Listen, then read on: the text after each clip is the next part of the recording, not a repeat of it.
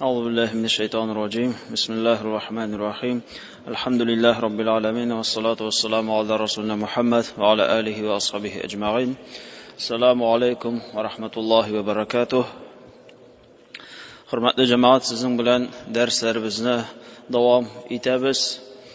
O'zgan atnada birinchi dars bo'lgan edi. Bugun endi onun davomi ham azgina esga tushirib ketik. O'tgan darsda biz Oxirat safari ismli kitobimizni o'qiy boshlagan edik. Ham anda bir necha temalarni o'qidik, ularni da esga tushirib ketik. O'qidik biz boyliqqa yoki tanga ziyon kelu sababli o'limni tilov yaramay deb o'qigan edik. Payg'ambarimiz aytdi, bir qachondag'in birigizdagin biran indi ziyon kelu sababli o'limni tilamasin. Agar ul izgi kishi ekan, onun izgiliklari tag'inda ortashaq, umri bo'lg'ash, endi ul ko'p gunohlar qiluvchi kishi bo'lsa, ul vaqtda anga tövbe etu mümkinchiligi bo'lashaq deb aytgan edik. Shunga ko'ra bir qachondag'in o'limni tilov ul yaramay dedik. Shundan so'ng ikkinchi tag'in bir temaga to'xtalib ketdik. Shunga o'xshagani ul da bo'lsa aytdik, shul vaqtda g'ana o'limni tilarga yaray agar dagan o'zingning dining uchun qo'rqasing ekan. Dinimni yo'g'altu deyip qo'rqasing ekan, dinimni yo'g'altirman deyip qo'rqasing ekan, shu vaqtda g'ana o'limni so'rarga yaray. Alloh taoladan fitnadan qo'rquv sababli. Chunki payg'ambarimiz aytgan edi, la taqumus sa'a hatta yamurru rajul biqabri rajul fayaqul ya laytani makanah. Qiyomat kuni oldindan bek zo'r fitnalar bo'lar dedi payg'ambarimiz. Ham erta bilan kishi mu'min holatida bo'lsa, kechga toba ul endi iymonidan chiqqan holatida bo'lar, kafir holatida bo'lar. Kech bilan ala ul mu'min holatida bo'lsa, erta bilan uyanganda ul endi dinsiz holatida uyanirga mumkin. Bek zo'r fitnalar, bek ko'p fitnalar bo'lashaq. Shunga ko'ra bek ko'p kishi shu fitnaga yo'liqashaq dedim. Hamda u hadis keltirgan edi, qiyomat kuni shul vaqtga haqlik yetmas, hatto bir kishi ikkinchi kishining qabri yonidan o'tib ketganda, aning o'rni menga bo'lsa edi deb aytganchiga shoqli. Ya'ni men shusha kishining o'rnida bo'lsam edim, men shusha qabrda yotsam edim deb kishi tilar. Ni uchun? Chunki bek zo'r fitnalar bo'lar. Bek zo'r fitnalar bo'lashaq, shu fitnalardan emin bo'lirga tilab, ul endi shuni tilar dedik. Ham endi aytib ketdik, o'limni esga tushiru ul bek fazilatli amal bo'lib turadi dedi. Chunki payg'ambarimiz aytdi, aksiru zikru hadimil lazzat, lazzatlarni jimiruvchini, lazzatlarni kesuvchini yashiroq esga tushirigiz degan payg'ambarimizning hadisin olib ketgan edik. Shundan so'ng ul hadisida aytib ketdik, bir vaqt payg'ambarimiz yonidan janoza o'tib ketdi. Ya'ni janozasi o'qilgan kishini olib ketdilar hamdagan ul shusha kishi haqida aytdi, yoki ul yol ita yoki ondan yol italar dedi. Ham Allohning elchisi yonida bo'lgan sahobalar so'radilar, ey Allohning elchisi, ana nechik anglarga yol ituvchi yoki ondan yol ituvchi deganingni nechik anglarga degach, ul aytdi, durustlikda mu'min qul ul dunyo mashaqqatlaridan o'lgash yol ita. Dunyoning turli bala qazolaridan ul yol ita. Agar da ul bek ko'p gunohlar qila turgan buzuq kishi o'la ekan, u vaqtda butun dunyo ondan yol ita dedi. Butun dunyo yol ita, butun kishilar shusha kishi o'lgash yol italar, hatto og'achlar, hatto hayvonlar barchasidan shusha kishi o'lgash yol italar, barchasida shushining ziyonidan emin bo'lalar deb payg'ambarimiz aytgan edi. Hamdagan shushining fazilati haqida da aytib ketdik.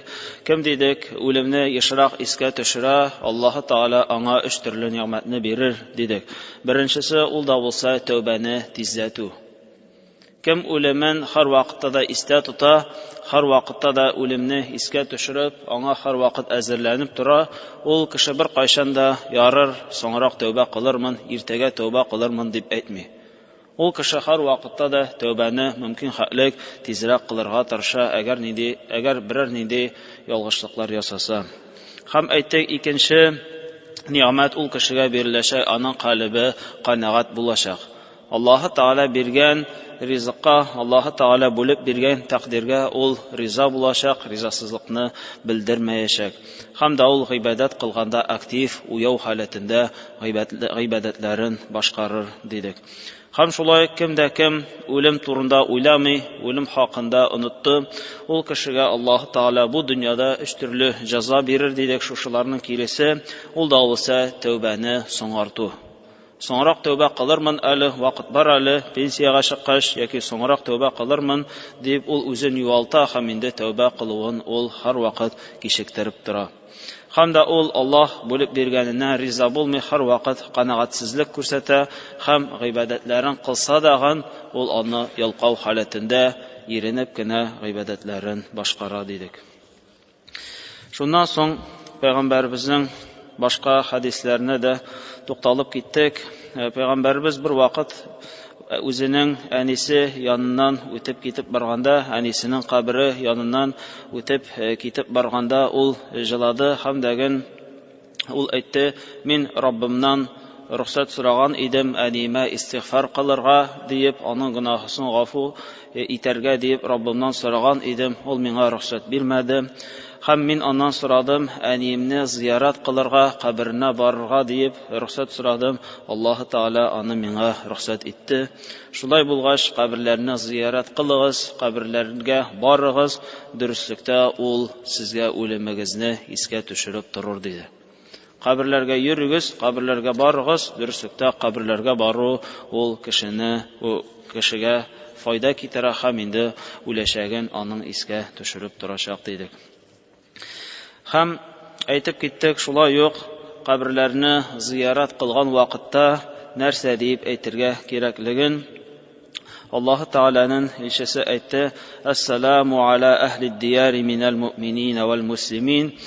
Аллаһы Тааланың сәламе булсын шушы кабер әһелләренә, мөэминнәрдән һәм дә мөселманнардан булган һәммә барчасына Аллаһның сәламе булсын. Ва ярхамуллаһул мустaqdimina минна вал мутаахирин. Аллаһы Таала безнең элеккеләребезне, ягъни элек үлүчеләребезне һәм соң үлүчеләребезне дә рәхимле кылсын. Ягъни аның мәрхәмәте безгә ирешсен. Ва инна иншааллаху бикум лахиқун. Һәм дөрестлектә без дәген сезгә кушылачакбыз дип инде Пәйгамбәрбез шушы дуасын өйрәткән иде. Һәм дәген бүген инде яңа теманы башлыйбыз, шушы китабыбызны укуыбызны дәвам итәбез һәм бүгенге тема ул атала: "Аль-муъмину ямуту бигарақил җабин". Мөэмин маңгае тирләгән хәлдә үлә. Мөэмин мөселман үлгән вакытта аның маңгае тирли. عن بريدة رضي الله عنه أن النبي صلى الله عليه وسلم قال: المؤمن يموت بعرق الجبين. بريدة رضي الله عنه دان روايات итеп китерлә, ул әйтте диде: Аллаһы Тааланың илчесе әйтте: мөэмин мөселман үлгән вакытта аның маңгае тирләр, маңгаена тир бәреп чыгар дип әйтте. وفي حديث ابن مسعود رضي الله عنه: موت المؤمن بعرق الجبين تبقي عليه البقية من الذنوب فيجازف بها عند الموت. Һәм икенче шушыңа охшаган хадис китерелә, ул да булса Ибн Мас'удтан риваят иттертеп китерелә. Мөэминнең хәле үлгән вакытта аның маңгаеның тирләве. Һәм ул үлгән вакытта аның гөнаһларын, ягъни Аллаһы Таала шушы мөэминнең үлгән вакытта гөнаһларын каффарат кыла, гафу итә һәм шул сәбәпле аның маңгае тирләр диде. Ягъни вакыйла я'риqu jabinahu haya'an min Allah subhanahu lamma iqtarafa min az-zunub. Һәм икенче фикер булып тора: ни өчен соң мөэмин мөселман кеше үлгәндә аның маңгае тирләр дигән вакытта әйттеләр? Үзенең бу дөньяда кылган гөнаһларын искә төшерер үлгән вакытта һәм Аллаһы Тааладан уялып аның маңгайларына тир бәреп чыгар диде. Ягъни кеше бу дөньяда һәр вакытта да ялгыша, һәр вакыт хаталана, гөнаһлар кыла, һәм үлгән вакытында шушы хаталарын, гөнаһларын искә төшерәчәк, һәм Аллаһтан оялу сәбәпле аның битенә, аның маңгаена тир бәреп чыгар дип инде аны аңлаттылар. Шуңа күрә әгәр дәген берәр нинди якын кешебез мөмин мөселман үлә икән һәм аның маңгаена тир бәреп чыга икән, бу әлхәмдүлилләh яхшы билгеләрдән. Бу әлхәмдүлилләh яхшы галәмәтләрдән, яхшы үлемнәрдән.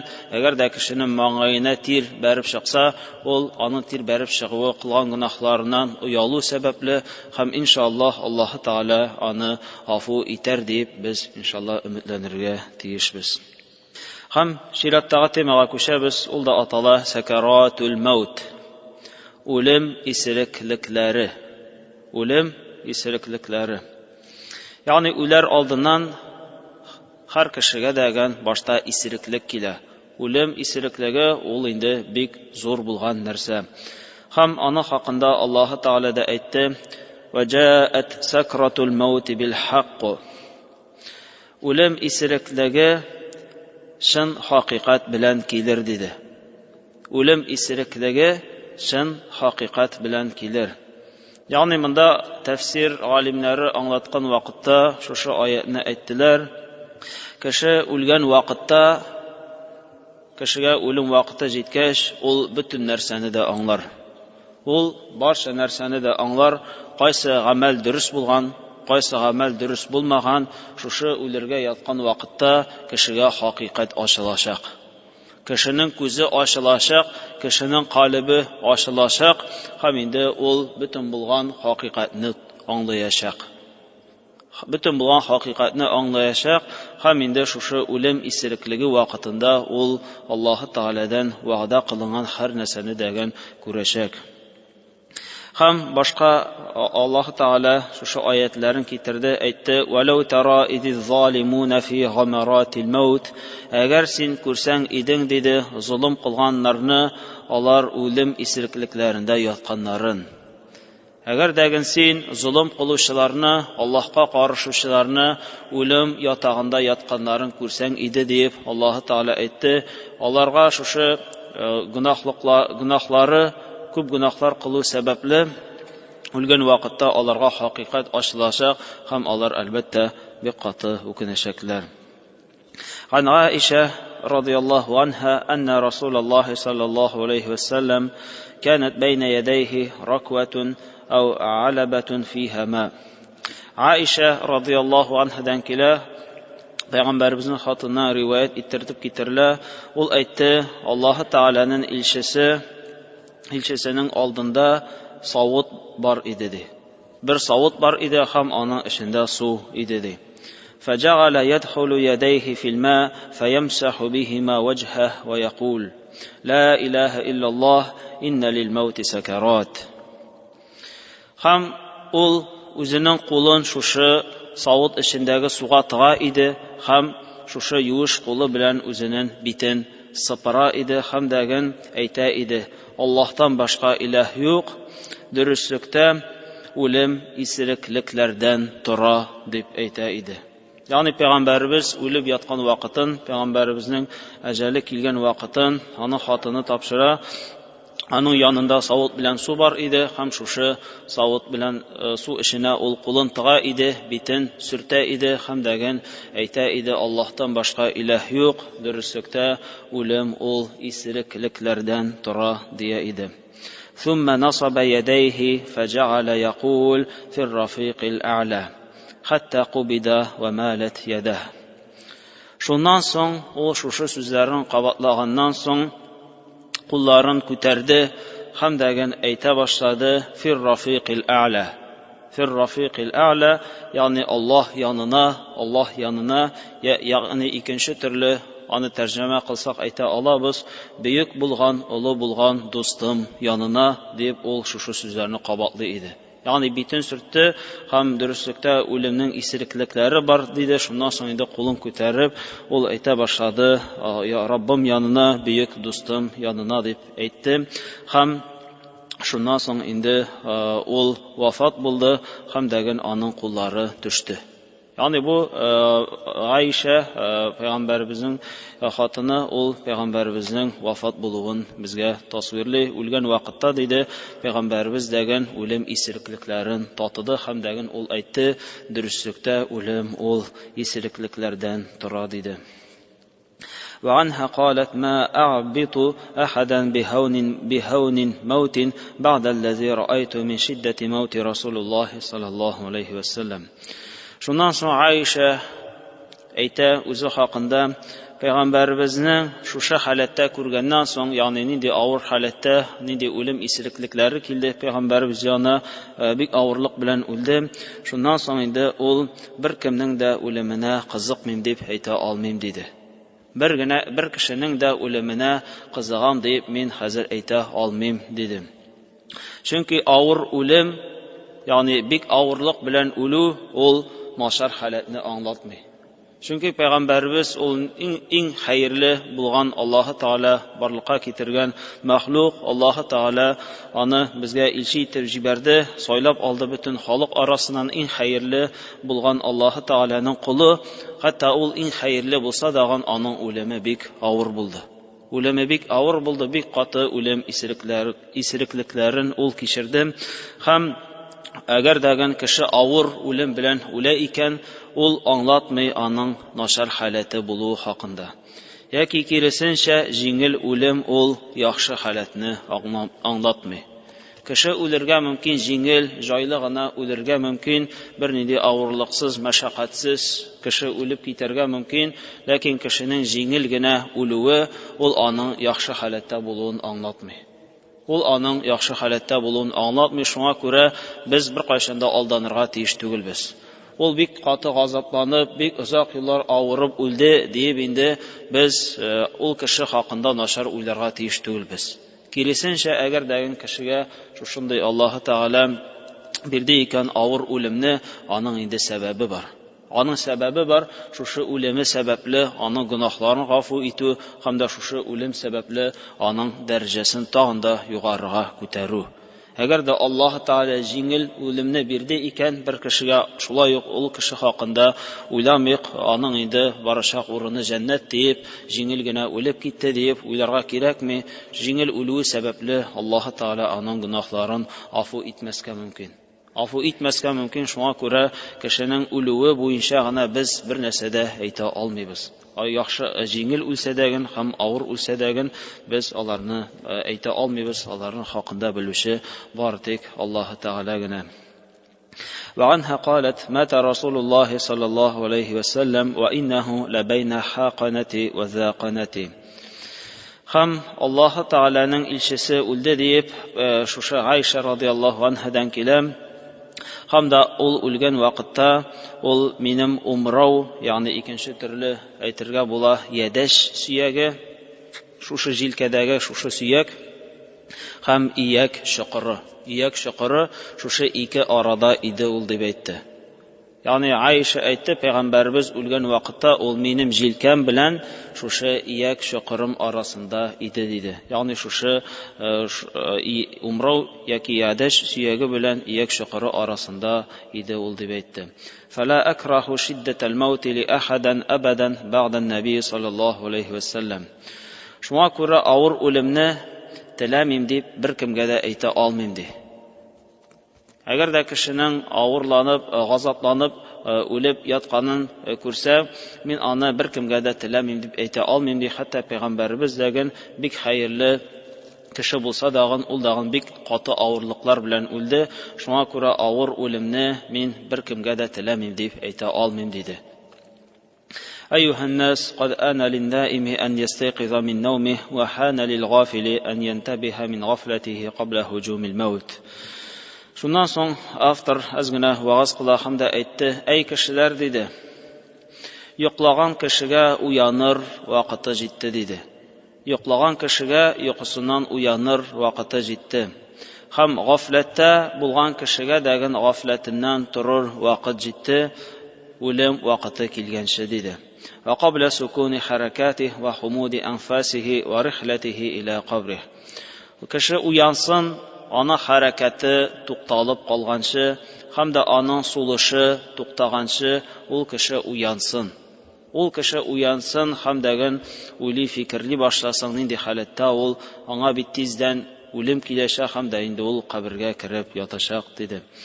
قال العلماء رحمه الله عليهم إذا كان الموت قد أصاب ويصيب الأنبياء والمرسلين والأولياء والمتقين فما لنا عن ذكره مشغولون. Alimler Allah onlardan razı olsun ettiler. Eğer de dedi ölüm ol peygamberlerge, izgilerge, şahitlerge, şuşunday hayırlı bulgan kişilerge kile iken ni için son biz degen ölüm hakkında uylamayız. Nindi hayırlı kişilerge, peygamberler, şahitlerge, izgilerge de ölüm kilgeç, ni için son biz alar derecesinde bulmasak dağın, biz şu ölüm hakkında uylamayız. وَغَنِ الْاِسْتِعْدَادِ لَهُ مُخْتَلِفُونَ Ham ana ni için son biz ezirlenmeyiz. Ni için son biz ölümümüzge ezirlenmeyiz. Ol bit her bir kişiye kile, hatta peygamberlerge, izgi bulgan kişilerge de kile dedi. وما جرى على الأنبياء صلوات الله وسلامه عليهم أجمعين له فائدة. Hem peygamberlerinin ölülerinde şulay yok iki fayda var, iki ibret alırğa bula dip etti şu avtar. Birincisi ihdahuma en ya'rifal halqu miqdaru alamil maut. Yani ni için son peygamberler de izgi bulgan kişiler de öle, onun faydası var. En birinci fayda bulup duran halik kılınganlar, mahluklar, alar ölüm, ağırtuğun, şulay yok, tatırğa tiyişler. Çünkü Allah Teala etti, kullu nefsin zâiqatul maut. Her bir can iyesi degen ölümünü tatır. Her bir can iyesi ölümünü tatır. Şuna göre peygamberler de alar şulay yok öleler, hem de alar da şulay yok ağırlıkını, ölüm ağırlıkların alar tatı yaşaklar dedi. İbtilâ'ul enbiyâ'i ve salihin tekmîlu li fadailihim ve raf'un li derecatihim. Hem ikinci sebebi peygamberlerinin degen hem izgi kişilerinin de vafat buluğunun ikinci sebebi ol dağın bulsa alarının faziletlerin küteru. Alarının faziletlerin, alarının derecelerin arttırı için bulup dura. Şuna göre izgi kişiler alar bir katı gazaplanıp ölürge mümkünler, lakin alarının gazaplanıp ölüleri degen ol alarının faziletlerin küteru, cennetteki urunların yukarı dereceye küteru sebepli bulaşak dedim. قال رسول الله صلى الله عليه وسلم إن أشد الناس بلاء في الدنيا الأنبياء ثم الأمثل فأمثل. Hem Peygamberimiz de etti, dürüstlükte en ağır gazap görüşler şu dünyada, yani bu dünyada en ağır gazap görüşler alar peygamberler. Alar peygamberler hem şu peygamberlerge akşagan kişiler. En ağır gazap görüşler dünyada vakitte en ağır barşı meşakkat, en ağır bela kaza görüşler elbette alar peygamberler. Allah Teala alarga bir katı azabın bire ölgen vakitte bir ağır sınavların bire şu sınavlarını ötüp alarının derecelerin dağında yukarı dereceye küteri üçün hem peygamberler şekilli bulgan izgi kişiler dedim. Şirattağısı el-mautu keffaratun li kulli muslim. Ölüm her Müslüman üçün de keffarat. Yani ölüm her Müslüman üçün de günahlarını afu itilüge iltedidir. İnnemâ kânel mautu keffaratan bisebebin ma yelqâhul meyyit fi maradihi minel alâmi vel evcâ. Dürüstlükte ölüm ol keffarat bulup tura, ölgen vakittağı ağırlıklarga tüzü sebepli. Ölüm vakitinde ağırlıklar kire bir katı ağırtular bula hem bir katı aşağılar bula şu sebeple ol günahlarını gafu itilüğüne sebep bulup dura. وقد قال صلى الله عليه وسلم ما من مسلم يصيبه أذى من مرض فما سواه إلا حط الله به سيئاته كما تحط الشجرة ورقها. Dürüstlükte nindigine Müslümanğa, nindigine bir şu meşakkat kilmesin, ağırı şekilli yeki şuna aşağı nindigine bir şu meşakkat kilmesin, illa da meğer şu ağırı sebeple Allah-u Teala onun günahların yuğaltır. Аллаһы Таала аның гөнаһларын гафу итер, ничек иттереп агачтан яфраклар өзелеп төшә, нәкъ шулай иттереп аның дагын гөнаһлары кыелыр диде. عن عبيد بن خالد السلمي رضي الله عنه أن عن النبي صلى الله عليه وسلم موت الفجأة أخذة أسف للكافرين. Шушы Абид бин Халид әс-Сәламидан риваят иттереп китерлә, ул әйтте диде, Пәйгамбәрбез әйтте, кафир кешенең, ягъни Аллаһка ышанмаган кешенең кинәт үлүе, ул Аллаһның ачуы белән аны тотуы. Ягъни кафирнең кинәт кенә, кисәк кенә үлеп китүе, ул Аллаһның аны ачуы белән тотуына дәлил булып тора диде. إنه راحة للمؤمن وأخذة آسف للكافر. Дөреслектә ул мөэминнәр өчен рәхәтлек, кафирләр өчен ул ачу белән алу диде. Ачу белән алу лам ятрукаху лиятуба ва ястаидда лил-ахира ва лам юмарридаху. Ни өчен дигән вакытта Аллаһ Таала әгәр дәген үзенә ышанмаган кешене, кафир кешене кинәт кенә тотып алса, кинәт кенә аны тотып ала икән, кинәт кенә үтерә икән, бу әлбәттә аның өчен хәерсез. Чөнки әгәр дәген ул кешегә Аллаһ Таала мөмкинчелекне бирмәде. Ул кешегә Аллаһ Таала ахиратка әзерләнү, тәүбә кылу мөмкинчелеген бирмәде. Әгәр дә кеше авырып ята икән, түшәк өстендә ята икән, авырып ята икән, ул кеше тәүбә кыла ала. Ул кеше тәүбә кыла ала, һәм дәген авыру сәбәпле ул аңларга мөмкин, шушы авыруым, бу инде минем соңгы авыруым, мин инде Аллаһка күчәрмен диеп кеше тәүбә кылып, изге гамәлләрен инде арттырырга мөмкин. Әгәр дә инде Аллаһ Таала кисәк кенә тотып ала икән кешене, кисәк кенә аны, кинәт кенә аны үтерә икән, мәсәлән, кафирләрне, Аллаһка ышанмаганнарны, димәк, бу шуны аңлата, Аллаһ Таала аңа тәүбә кылу мөмкинчелеген бирмәде. Тәүбә кылу мөмкинчелеген бирмәде. Шуңа күрә, әгәр дә Аллаһка ышанмаганнар, алар кинәт кенә үлеп китәләр икән, шушы хадис буенча аңлашыла, ул Аллаһ Тааланың ачуы белән аларны тотуы. Шуңа күрә, әлбәттә, кинәт үлү ул шулай ук инде ниъмәт түгел, ул килешенчә азап булып тора. Хусну зонну биллаһи. عن جابر بن عبد الله قال سمعت رسول الله صلى الله عليه وسلم يقول قبل وفاته بثلاثة أيام. Аллаһ хакында яхшы уйлау буенча хадис китерелә. Җабир бин Абдуллахтан ул әйтте: "Мин Аллаһ Тааланың илчесе әйткәнне әйттем, үләренә 3 көн кала."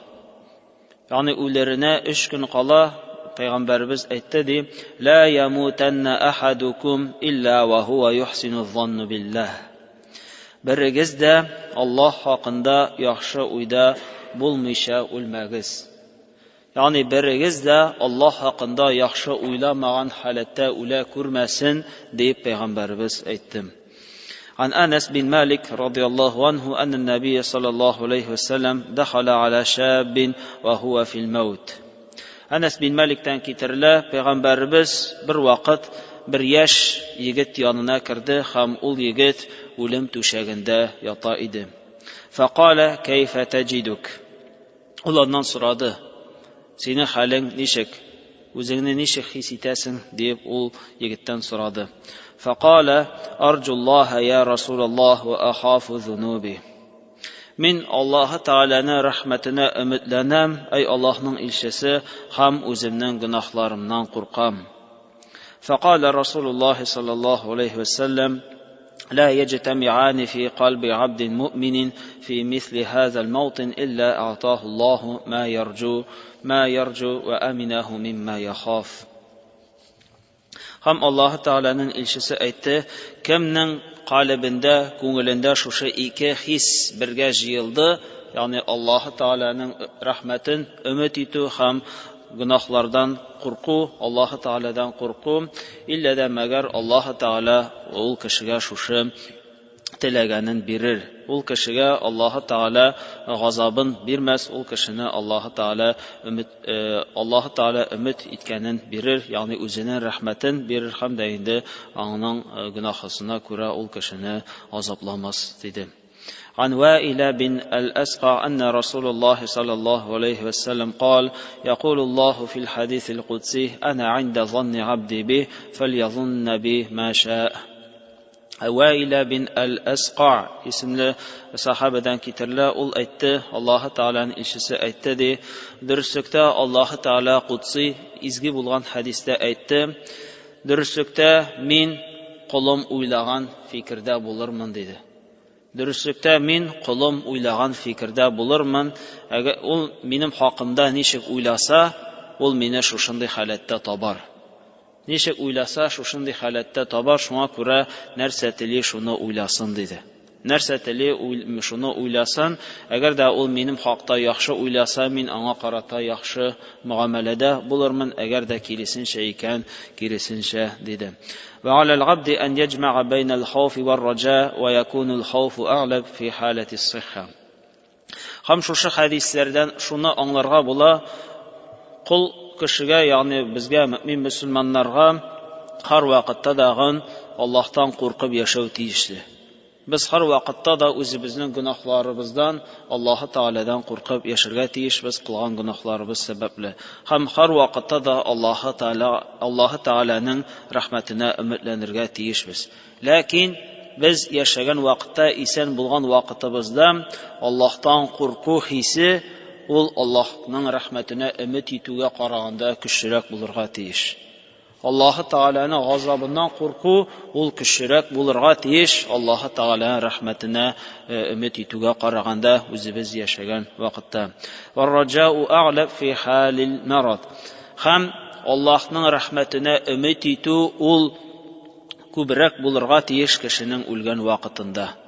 Кеше үлгән вакытта күбрәк Аллаһның рәхмәтенә өмет итәргә тиеш. Хуа анналлаһа ярхамаху ва ятаҗавазу анху ва яғфиру лаху. Һәм инде ул уйларга тиеш үлгән вакытында Аллаһы Тааляны һичшиксез гафу итәчәк, Аллаһы Тааля аның гөнаһларын гафу итеп, аны үзенең рәхмәтенә алачак дип, ул аны һәр вакытта уйларга тиеш, бигрәк тә үлгән вакытында. Ва янбагhi ли җуласаиһи ан язкуруһу бизалик. Һәм үлергә яткан кеше янында булучылар аны искә төшерергә тиешләр шушы үлергә ятучы кешегә. Ягъни кеше һәр вакытта да, яшәгән вакытында, ул һәр вакытта да үзенең гөнаһлары өчен курка, һәм инде барыбер Аллаһның рәхмәтенә өмет итә. Ләкин курку хисе ул зуррак, көчлерәк булырга тиеш. Әмма инде үлер вакыт җиткәч, үлем әҗәле килеп җиткәч, үлем түшәгендә яткан вакытта киресенчә Аллаһы Тааляның рәхмәтен өмет итү хисе зуррак, ул көчлерәк булырга тиеш. Иншаллаһ, Аллаһ мине гафу итәр, Аллаһы Тааля минем кылган кешелекләремне гафу итәр, мине үзенең рәхмәтенә алыр диеп, ул кеше үлер алдыннан шушылай уйларга тиеш. Һәм кеше үлеп ята икән, аның янында булган якыннары ул кешегә шушыны искә төшергә тиешәр. Аллаһның рәхмәтенә өмет ит, үзеңнең гөнаһларың өчен борчылма, курыкма, иншаллаһ Аллаһ гафу итәр, Аллаһ бик мәрхәмәтле дип, ул кешене юатырга тиешәр, һәм дә инде Аллаһның рәхмәтенә өмет итү хисен алар күбәйтергә тиешләр. Тәлқинил мухтадар ла илаһа иллаллаһ. Тагын бер теманы алыйк, ул да булсам үлергә ятучы кешегә ла илаһа иллаллаһ кәлимәсен әйттерү. Бу да бик мөһим булып тора, үлергә яткан кешегә ла илаһа иллаллаһ кәлимәсен әйттерү. Ан Аби Саид al-Худри радiyallahu анху قال قال رسول الله صلى الله عليه وسلم لقنوا موتاكم لا إله إلا الله. Абу Саид al-Худридан китерлә, ул әйтте, Аллаһы Тааляның илчесе әйтте диде, мәйетләрегезгә ла илаһа иллаллаһ сүзен кабатлаттырыгыз, әйттердегез диде. Ягъни мәйетләрегез дигәндә шуны аңларга кирәк, үлергә яткан кешеләрегезгә шушы ла илаһа иллаллаһ кәлимәсен әйттерергә тырышыгыз диде. Кала Расулуллаһ саллаллаһу алейхи ва саллям: "Ман кана ахиру каламихи ла илаһа иллаллаһ дахала аль-джаннah." Аллаһның илчесе әйтте, кемнең ахыргы сүзе ла илаһа иллаллаһ булды, ул җәннәткә керде диде. Үткән заманда әйтте, ул инде җәннәткә керде диде. Һәм башка риваяттә китерелә: "Харрамахуллаху алан-нар". Кемнең ахыргы сүзе ла илаха илляллаһ булды, Аллаһ Таала аны утка харам кылды шушы кешене, диде. Ва талқину шахадати лил мухтадар сунна маъсура. Һәм шушы хадисләрдән чыгып шуны аңларга була: кешегә ла илаха илляллаһны әйттерү, үләргә яткан кешегә шуны әйттерү, ул пәйгамбәребезнең сөннәте булып тора. Фа ин қалаха хутима лаху бис-саада. Әгәр дә ул аны әйтеп үлде икән, безнең күңелебез тынычланырга тиеш, ул кешенең урыны җәннәттә дип инде, иншаллаһ җәннәттә булыр дип без иншаллаһ тынычланачакбыз. Ва ла юксару من التلقين والإلحاح عليه إن قالها أو فهم ذلك عنه. Һәм күбәйтү кирәкми, әгәр дәгән ул аны шушы кәлимәне әйтте икән. Әгәр ул аны бер тапкыр әйтте икән, аны тагын әйт дип инде аңа шушы кәлимәне кабатлаттыруда бик каты ныклык күрсәтергә кирәкми, яки ул аны әйтергә тиешлеген аңласа. أو فهم ذلك عنه إن كان لا يستطيع الكلام.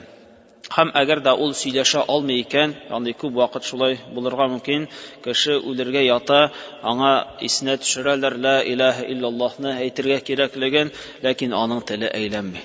Аның теле әйләнми, ул әйе дә юк та дип бөтенләй бер нәрсәдә әйтә алмый, теле әйләнми. Әгәр дә теле әйләнми икән, шулай ук ул кешегә бик каты ныклык күрсәтергә кирәкми ди.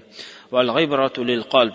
Бу ишрактан аның шушы кәлимәне әйтүне аның калбына тапшырырга кирәк. Аның калбына, күңеленә тапшырырга кирәк. Ва такуну наҗату бихи. Һәм иншаллаһ, әгәр дә ул аны калбы белән, күңеле белән әйтсә, шулай ул аңа файда китерәчәк. Ва амма харакатул лисан вахдаху дуна ан такуна тарҗаматан амма фил калби фала фаида фиха. Ләкин тел белән әйтү, әгәр дәгән ал телендә әйтә торган сүзе ул аның калбында булмаса, ул аңа бер ничек тә файда китермәячәк. Ул аңа бер ничек тә файда китермәячәк. Тел белән әйтелә торган сүз ул калбтәге хисләрне әйтү булырга тиеш. Әгәр дә ул теле белән әйтә, ләкин калбында андый хис юк икән, ул аңа файда китерми, диде. Ул аңа файда китерми. Шуңа күрә бу бик мөһим нәрсә. Әгәр дәгән кеше үләргә ята икән, без аның исенә төшергә тиешбез, матур иттереп, ул аңлаешлы, ул аңларлык иттереп, ла илаха илляллаһны әйтергә кирәклеген без исенә төшергә тиешбез. Һәм әгәр дә ул аны әйтте икән, булды, ул вакытта инде бик каты ныклык күрсәтергә кирәкми. Тагын әйт дип бер туктаусыз аны әйттерү кирәкми. Әгәр дә әйтте икән, әлхәмдүлиллаһ. Әгәр дәгән ул аны аңлады, ләкин әйтә алмый, теле әйләнмәү сәбәпле, ул вакытта да инде ул кешегә бик каты ныклык күрсәтмибез, әйтә алмый икән, иншаллаһ ул аны калбы белән, күңеле белән әйтер дип өметләнәбез. Калбы белән әйтсә, иншаллаһ ул да җитәчәк, һәм инде ул инде файда китерер иншаллаһ. Ләкин әгәр дә инде кеше имансыз икән, имансыз кешегә шушыны әйтергә кушсак, ул аны әйтергә дә мөмкин, үлер алдына, ләкин ул аның калбында булмаска мөмкин. Калбында булмаска мөмкин, теле әйтергә мөмкин, шулай ул аңа файда китерми. Ул аңа файда китерми, әгәр дәгән теле белән әйтелгән сүзе ул аның калбында юк икән. Әгәр дә калбы белән ышанмаса Аллаһның барлыгына, берлегенә, ләкин теле белән әйтте, әлбәттә ул аңа файда китерми. Файда китерми, шуңа күрә ул тел белән дә һәм калб белән дә булырга тиешле. Һәм Аллаһ Таала һәрберебезгә дә шушы авыр вакытларда, үлем исереклекләре килгән вакытта, ахирәткә күчкән вакытта, Аллаһ Таала һәрберебезгә дә көч, куәт бирсен, сабырлык бирсен, һәм дә инде калбыбыз белән һәм телебез белән шушы ла илаха илляллаһ кәлимәсен әйтеп, иншаллаһ мөмин мөселманнардан булып шушы дөньядан китәргә, Аллаһ Таала рәхмәтенә, җәннәтендә ирешергә Аллаһ Таала һәрберебезгә дә насыйп әйләсен. Шушында тукталды, икенче дәрескә иншаллаһ дәвам итәрбез. Субханакаллаһумма бихамдик, ашһаду ан ла илаха илля ант, настагфирука ва натубу илейк.